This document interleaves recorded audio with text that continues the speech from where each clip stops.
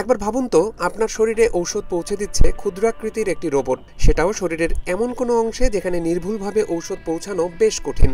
সম্প্রতি আমেরিকার একদল বিজ্ঞানী এমনই একটি মাইক্রো রোবট তৈরি করেছেন, যেটা দিয়ে মানুষের শরীরের কঠিনতম অংশেও সহজেই পৌঁছে দেওয়া যাবে বিভিন্ন ঔষধীয় উপাদান।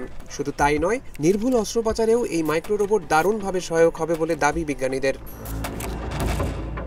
ক্যালিফোর্নিয়া ইনস্টিটিউট অফ টেকনোলজি ক্যালটেকের বিজ্ঞানীদের তৈরি এই মাইক্রো রোবটটির নাম বায়োরিজর্বেবল acoustic micro robot.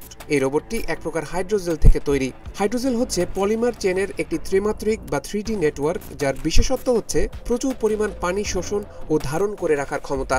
Micro robot তৈরি সম্পর্কিত গবেষণাটির বিস্তারিত সম্প্রতি প্রকাশিত হয়েছে সায়েন্স রোবোটিক্স নামের একটি পিয়ার রিভিউড জার্নালে।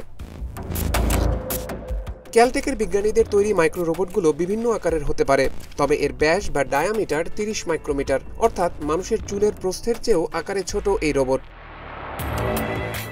হাইড্রোজেল থেকে তৈরি হয় এই মাইক্রো রোবটগুলো শরীরের অভ্যন্তরে থাকা তরল পদার্থের মধ্য দিয়ে খুব সহজেই চলাচল করতে পারে, ফলে শরীরের নির্দিষ্ট কোনো অংশে নির্ভুলভাবে ঔষধীয় উপাদান পৌঁছে দিতে পারে এটি।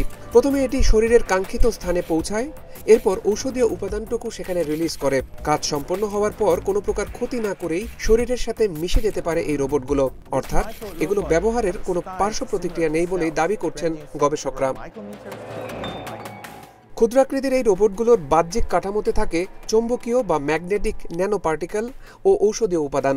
উন্নত আল্ট্রাসাউন্ড ইমেজিং প্রযুক্তি ব্যবহার করে গবেষকরা এই রোবটটিকে নির্ভুলভাবে রিয়েল টাইমে পর্যবেক্ষণ ও পরিচালনা করতে পারে। এই প্রক্রিয়ায় একটি বাহ্যিক চৌম্বক ক্ষেত্রের সাহায্যে গবেষকরা মাইক্রো রোবটটিকে শরীরের অভ্যন্তরে কাঙ্ক্ষিত স্থানে পৌঁছে দিতে পারে এবং সেখানে ঔষধীয় উপাদান রিলিজ করাতে পারে।